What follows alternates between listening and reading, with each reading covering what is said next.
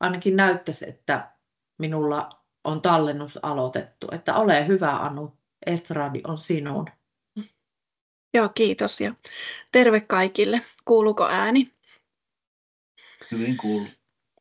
Joo, eli meidän hankkeen tiimoilta, Mutkatonta kotoutumista hankkeen tiimoilta puhun vähän nyt tästä uskallanko palkata maahanmuuttajan teemasta. Ja meidän hankehan operoi kolmansien maiden asukkaiden tai sieltä saapuneiden henkilöiden tiimoilla. Ja tämä esityskin painottuu tietysti heihin ja varsinaisesti myös meidän alueen ukrainalaisiin, koska heitä on tällä hetkellä täällä ylivoimaisesti suurin määrä. Tällä hetkellä minulla on asiakkaina 9 eri kansallisuutta ja meillä on työvoimaa täällä muun muassa Ukrainasta, Filippiineiltä, Etiopiasta, Myanmarista, Kiinasta, Vietnamista, Turkista, Meksikosta ja Keniasta.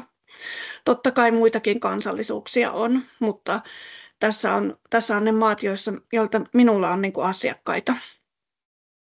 Ja totta kai meidän alue on sillä tavalla ollut aika ennakkoluulotonkin, koska meillä on ollut pitkä perinne tässä marjanviljelyn tiimoilta. Meille on niin kuin ollut tuttua se, että tulee kansainvälistä työvoimaa. Että tämä kausityö on näyttäytynyt meillä aika isosti. Ja miten maahanmuuttajia meidän alueelle on saapunut, niin yksittäinen suurin ryhmä on siis ukrainalaiset. Heillä on joko tilapäinen suojelu tai sitten he on saaneet jo kotikunnan sitten meidän alueelta. Ja suurin osa on näitä kotikunnan saaneita ehdottomasti. Sitten meillä näyttäytyy jonkun verran tämä kansainvälinen rekrytointi hoiva-alalla, puuteollisuudessa, teollisuudessa näyttäytyy vahvemmin. Sitten meillä on alueella myös lukiolaisia, FF-nuoria ainakin Suonenjoella, Rautalammilla ja Vesannolla lukioissa opiskelemassa. Ja sitten meillä on myös näitä rakkauden perässä maahanmuuttaneita, eli on ulkomaisia puolisoita. Myös minunkin hankkeessa on asiakkaina tällaisia henkilöitä. Ja totta kai meidän maahanmuuttajat, ne tuo kuntiin asukkaita, ne tuo verotuloja, ne tuo elinvoimaa, koululaisia, kansainvälisyyttä, kaikkea tätä. Että meidän pitäisi niin kuin tämä nähdä semmoisena aika huikeana mahdollisuutena myöskin. Ja työ on näille maahanmuuttajille ollut semmoinen tärkeä niin kuin sekä toimeentulon osalta totta kai, mutta sitten sen itsetunnon, kielitaidon kehittymisen, sitten sosiaalisten suhteidenkin kannalta, sitten se, että kuulutaan paremmin tähän yhteiskuntaan. Ja on myös niin kuin ihaltavaa se, että kun ihmiset on työllistynyt ja he on töissä, niin Kela näyttelee tosi vähäistä osaa heidän elämässään. Ja sekin täytyy niin kuin myös muistaa, että meillä on aika paljon sota-alueelta tulleita ihmisiä, niin se sota näyttelee heidän elämässään niin kuin iso roolia, vaikka se ei ehkä päälle päin näy. Ja työ antaa myös sitä muuta ajateltavaa ja eteenpäin menemisen tunnetta. Mutta toisaalta tämä sota saattaa myös estää sen työnteon, että ei enää ole töihin kykeneväkään. Mutta mun työssä mä avaan mielelläni ovia asiakkaiden, työnantajien, asiantuntijoiden, erilaisten tahojen väliä. Ja me on autettu tässä hankkeessa ihan CV:n laatimisessa, työhakemuksissa, työtodistuksissa, työsopimuksissa, on menty tutustumaan työpaikkoihin. Sitten on selvitetty vaikka verotusasioita, pankkitilejä, milloin mitäkin. Eli mitä asiakas on niin kuin sitten tarvinnut apun. Ja on tosiaan oltu sinne yrittäjäpintaankin yhteyksissä. Osa asiakkaista on ohjautunut mulle TE-palvelujen kautta. Nyt mä jaan teille tämän meidän nettisivuilta tämän, minkälaisen koosteen me ollaan tänne. Pitäisi päästä nyt tänne Savokroon sivustolle jotenkin. Pieni hetki. Mä katson, että se on mulla täällä auki. On pieniä haasteita aina välillä tämän kanssa. Mä suljen tuon kameran ensin. Se on kyllä täällä avoinna.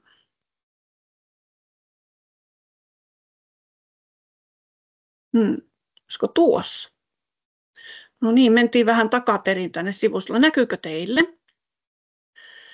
Eli täältä Savokroon sivulta löytyy siis täältä yritysten alta tämä työnantajapalvelut ja sieltä löytyy myös sitten maahanmuuttajan palkkaamisen opas työnantajille. Ja tätä voi täältä käyttää ja tässä on kootusti tietoa sitten tästä maahanmuuttajan palkkaamiseen liittyvistä asioista. Koitetaan myös päivittää tänne näitä ajankohtaisia asioita. Ja ihan ensimmäinen on tämä tärkeä tieto, että mistä maasta se meidän työntekijä on kotoisin. Eli onko hän tullut kenties EUn alueelta vai onko hän sitten jostain kolmansista maista. Ja tietysti tämä EU-kansalaisten työllistyminen on huomattavasti helpompaa. EUn, samoin kuin Norjan, Islannin, Liechtensteinin ja Sveitsin kansalaiset voi työskennellä Suomessa ilman oleskelulupaa. Mutta sitten kun se oleskelu on pidempikestosta, niin sitten on syytä tehdä ilmoitus maahanmuuttovirastolle. Tuossa sanotaankin, että yli 3 kuukautta kestävä oleskelu ilmoitetaan. Mutta sitten jos tulee tuolta kolmansista maista, niin sitten ensimmäinen kysymys, mitä pitää pohtia, että onko tällä työntekijällä työnteko-oikeus Suomessa. Ja maahanmuuttajalta pitäisi löytyä sitten oleskelulupakortti, jossa mainitaan, että onko hän työluvalla täällä vai ei. Ja siellä voi olla niin kuin rajoitteita. Siellä voi olla, että sitä työlupaa ei vielä ole, tai sitten voi olla niinkin, että tällä ihmisellä on työntekolupa johonkin tiettyyn ammattiin, mutta hän ei voi työskennellä ilman mitään muutoksia jossain toisessa ammatissa. Eli aina se oleskeluluvan näyttäminen ja se, että hänellä on työnteko-oikeus, niin on se lähtötilanne. Ja tässä on linkkejä sitten muun muassa Migrin sivuille, että miten sitten edetään. Näillä meidän ukrainalaisilla on tilapäinen suojelu ja sitten on myös tämä kotikunta, niin kotikunnan saaneethan on ihan vastaavassa rinnasteisia suomalaisiin ja Suomen kansalaisiin. Mutta sitten oleskeluluvallakin on sitten niin kuin pystytty tekemään töitä, että heillä tämä suojeluprosessi on pikkusen erilainen. Mutta yleensä ukrainalaisilla tämä asia on ihan ok. Ja tosiaan ukrainalaisia kotikunnan saaneita koskee myös ne samat etuudet, mitä meitä suomalaisiakin on. No, jos me työnantajana niin kun huomataan, että tällä ihmisellä on tämä ok, työlupa on ja pystyy työskentelemään, niin sitten lähdetään tutkimaan, että onko hänellä varmasti se henkilötunnus. Ja sehän ei ole automaatio, että se välttämättä olisi siinä samassa, kun on tullut Suomeen, niin rekisteröity sitä henkilötunnusta. Voi olla, että on tullut Suomeen ja henkilötunnusta ei vielä ole. Näin on käynyt esimerkiksi meillä filippiiniläisille hoitoalan opiskelijoille alueella. Että kaikilla ei ollut henkkareita vielä siinä vaiheessa, kun ovat tullut sitten töihin. Ja sitten on kipiin kapiin menty tuonne DVV:lle, Digi- ja viestintävirastoon. Ja sieltä sitten lähdetty hakemaan sitä suomalaista henkilötunnusta, mikä me sitten tarvitaan siellä työsopimuksia tehdessä. Ja se tarkoittaa, että asiakas on rekisteröity väestötietojärjestelmään. Ja sitten tietysti, kun tämä on hoidettu, niin sittenhän tulee tämäkin monesti eteen, että voiko tämä minun työllistettävä ihminen saada sitten sitä palkkatukea tai jotain muuta tukea tähän työllistymiseen. Ja ainakin ymmärsin työvoimapalveluilta näin, että tätähän ei saa kertoa, ellei ilman asiakkaan lupaa tätäkään asiaa, että onko hän palkkatukikelpoinen.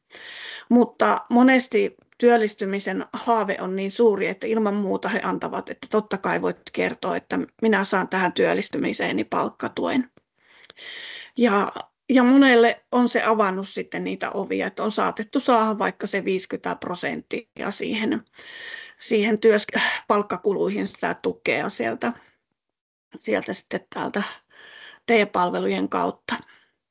Eli se tuki voi olla vähän riippuen tapauksesta niin kuin eri suuruinen, mutta kyllä meidän maahanmuuttajat aika hyvin näitä sitten pystynyt hyödyntämään silloin, kun on semmoinen haastava tilanne, että on saatu sitä kautta sitten työllistymisiä tapahtumaan.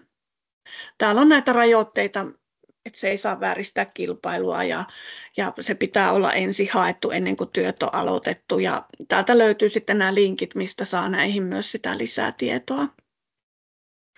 Työkokeilu on myös... Minna Joo. kommentoija.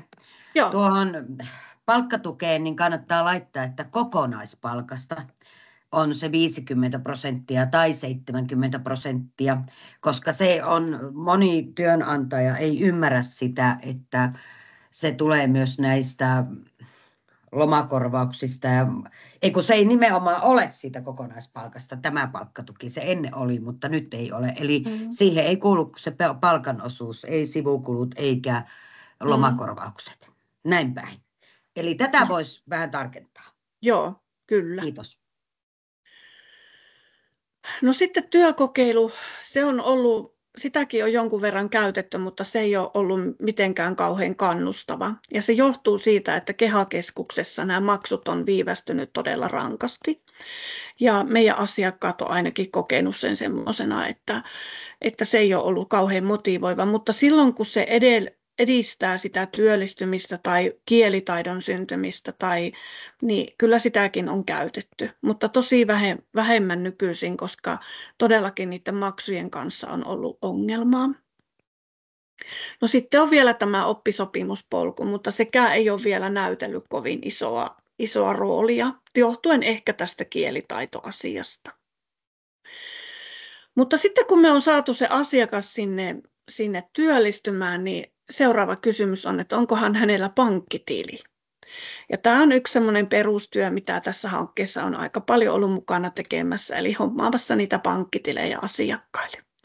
Ja jos työsuhde alkaa, niin se kannattaa heti varmistaa tämä pankkitilin olemassaolo, jotta se tili keretään saada ennen sitä ensimmäistä palkanmaksua, koska se saattaa kestää, ei pankista riippuen, niin ihan useitakin viikkoja.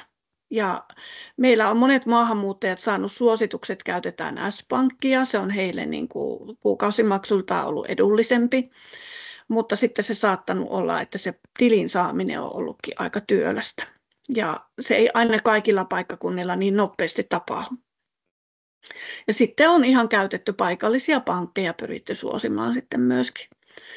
Eli se pankkitili on nyt sitten aika tärkeä asia sitten siinä alkuvaiheessa jo heti huomioida. Ja ihan samalla tavalla myös sitten se verokortti. Että nämä asiat kuuluu vähän niin kuin siihen alkuvaiheen kuvioihin. Ja sitten meillä on hirveästi erilaisia paikallisia neuvontapalveluja sekä sitten valtakunnallisia palveluja. Ja näissä ollaan sitten tarvittaessa etsitty oikeita avustajia. Ja sitten oikeastaan kun nämä viranomaisasiat on niin kuin tässä aika tiukassa nipussa, niin sitten ihan tämmöisiä muita asioita vielä. Eli kielitaito, mikä on se yksi isoin huolenaihe ja isoin haastekin monille, koska kaikki eivät puhu edes englantia ja sitten suomen kielitaitokin on tosi vähäistä. Ja monilla esimerkiksi ukrainalaisilla saattaa olla se tausta, että siellä on oltu jo marjatilalla töissä ehkä 10 vuotta, 10 kesää aikaisemmin. Ja monet kyllä ymmärtää suomen kieltä ihan jonkun verran, mutta he eivät ole kauhean motivoituneita välttämättä puhumaan ja se on haastavaa. Ja saman on havainnut kyllä sitten ihan muistakin kansallisuuksista, että se oma puhuminen ja puheen tuottaminen on haaste.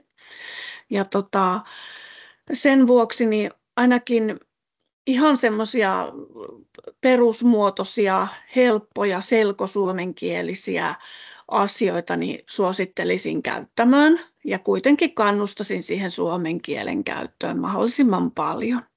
Ja tietysti siinä alkuvaiheessa on hyvä, että pystyisi käyttämään semmoista tulkkausta tai työhön niin kuin perehdyttämisessä vaikka sitten sitä apua. Meilläkin nyt on varmaan siihen vähän paremminkin resursseja sitten, että ukrainalaisten osalta, kun Olena on meidän hankkeessa. Että pystytään vähän menemään alkuun sinne kaveriksi ja kertoa keskeiset asiat. Ja yleensäkin nyt nämä tämmöiset lainsäädännölliset ja sopimustekniset ja pankkiasiat ja muut, niin ne on päivä päivältä helpompia, koska he on tottunut jo hoitamaan niitä. Monet on jo olleet töissä, niin se ei ole enää uutta. Ja tosiaan siinä alkuperehdytyksessä ja ohjeistuksessa niin mielellään ihan tulkkausapua, jos yhtään tuntuu sille, että on epävarma olo siitä. Ja sama, että jos niin kuin on tämmöisiä turvavarusteita tai salassapitoasioita tai jotakin muuta, että ne selitettäisiin silloin alkuvaiheessa tosi huolellisesti. Ja sitten kerrotaan nämä työehdot ja työajat tosi tarkkaan. Ja sitten sovitaan yhteisesti se, että millä viestimellä sitten tehdään sitä viestittelyä. Että jos käytetään WhatsAppia tai Viberia, mitkä yleisimmät on, niin hirmu kätevästi niiden avulla pystytään kääntämään niitä tekstejä ja ohjeita. Että yllättävän positiivinen tämmöinen kuvio on kuitenkin monille syntynyt siitä. Ja siinä se suomen kielikin on karttunut pikkuhiljaa. Ja nyt viime aikoina on eniten tehnyt ehkä töitä näiden filippiiniläisten kanssa, jotka on tullut hoitoalalle. Ja hehän puhuvat jo savoakin tosi sujuvasti, että meidän murre aiheuttaa pientä omaa haastetta sitten tähän. Mitä sitten vielä työnantaja on hyvä huomioida, että tehdään semmoinen järkevä työsopimus. Että meillä tosiaan niin kuin on kokemusta siitäkin, että työsopimuksissa on ollut vähän semmoisia epätarkkuuksia, tai sitten jopa se nollatuntisopimus ei ole asiakas oikein tajunnut sitä, ja se on tullut aiheuttamaan ongelmia. Sitten semmoinen järkevä työhön kulkeminen, että meillä tietysti harvemmalla on autoja, ja sitten miten ne liikenneyhteydet menee. Et jos sulla on sitten töitä 3 tuntia vaikka naapurikunnassa, ja sä joudut kulkemaan bussilla sen väliin niin, että sun työpäivän mitta onkin 10 tuntia ja sä odotat ne muutamat tunnit, niin se ei tule pitkän päälle olemaan kovin mielekästä. Mutta tämmöisenkin on törmätty. Sitten meillä on ollut ihan huikeita onnistumisia työnantaja- ja työntekijätilanteissa. Että on tosi ennakkoluulotonta ja ilosta ja semmoista, että heti on tiedetty, että tämä tästä lähtee, mutta sitten on myös täysin, niin kuin, että on jo melkein niin kuin lähtötilanteessa vähän semmoinen, että ehkä tämä ei nyt ihan vielä ole tämä juttu niin kuin tässä. Ja se, mitä mä niin kuin koen itse hirmu tärkeänä on se, että jos me vaan suinkin pystyttäisiin jollain tapaa hyödyntämään näiden maahanmuuttajien sitä omaa ammattiosaamista, mikä heillä on siellä kotimaassaan, niin se olisi meille aina niin kuin hyväksi. Et meillä on onneksi esimerkiksi meidän ukrainalaisissa on paljon sellaisia, jotka on tottunut tekemään maataloustöitä jo kotimaassaan. Niin kyllähän heidän työllistyminen sitten on ihan toisenlaista kuin sitten, että jos tullaan tosi erilaisista ympäristöistä tänne. Mutta semmoisiakin on tosi hyvin päässyt sinne pikkusen niin kuin tarrautumaan siihen omaan ammattialaan. Ja se on tietysti tosi hyvä, ja että pystyttäisiin vaikka pätevöittämään niihin suomen kielen suomalaisiin vaatimuksiin, niin kuin sitten samantyyppisiin työhommiin, niin, mutta välttämättä ne ei kohtaa lainkaan, että ihan uusiin ammattialoihin on osa niin kuin sitten lähtenyt rohkeasti mukaan. Et tässä nyt oikeastaan pääpiirteissään minun nämä asiat oli. Ja sitten meillä on tarkoitus tänne, en tiedä onko Anne vielä laittanut, mutta että tähän meidän sivustoon tulisi tämmöinen työsopimuspohja ja työtodistuspohja. Ja maahanmuuttajat tarvitsevat yleensä työtodistuksen. Se ei välttämättä esimerkiksi Kelalle riitä, että sulla on työsopimuksessa viimeinen päättymispäivä. Eli työtodistus on ehdottoman hyvä asiakirja sitten todentaa, että työsuhde on tuolloin päättynyt.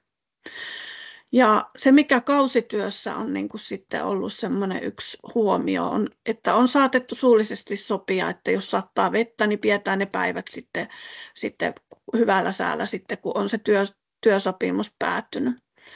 Mutta nämäkin olisi kauhean hyvä, että siitä jäisi joku kirjallinen dokumentti, koska meidän järjestelmät ei vaan aina ymmärrä sitä. Ja sitten jos siellä sattuu vaikka työtapaturma siellä niillä poutapäivillä sitten, jotka on sen virallisen työsopimuksen jälkeen, niin se voi aiheuttaa melkoista haastetta sitten. Mutta tämmöisiä tässä vaiheessa, että voidaan jutella aiheesta, ja tosiaan lisätään ja päivitellään tätä sivustoa sitten tarpeen ja tilanteen mukaan, että ensi vuosi jo aiheuttaa uusia kuvioita. Kiitos Anu. Minä voisin lopettaa tämän nauhoituksen, niin